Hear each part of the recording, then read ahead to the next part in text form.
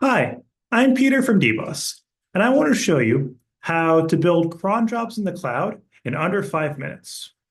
So let's say you want to run some code on a schedule. Maybe you want to track some stock prices once a minute, or migrate some data from one database to another once a day. This is called a cron job, and I'm going to show you how DBOS makes it dead simple to build cron jobs and to deploy them to the cloud. So here's how to launch your first Cloud Cron job. Visit the DBOS Cloud Console at console.dbos.dev. Click Launch an App, then select the Cron Starter.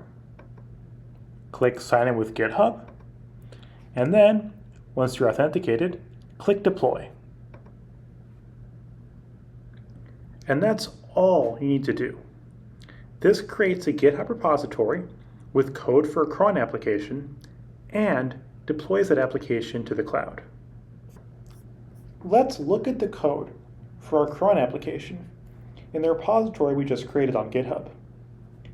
So all you need to build a cron app is this line right here at dbos.scheduled. You can add this decorator to any Python function and DBOS will run it on a schedule. And that schedule is defined by crontab syntax. So this schedule means run once a minute. But you could also do once a day, or at midnight every Tuesday in November, or whatever you want. To build your own Cloud Cron application, just add your own code to this function. For example, let's have the function log the time every time it runs.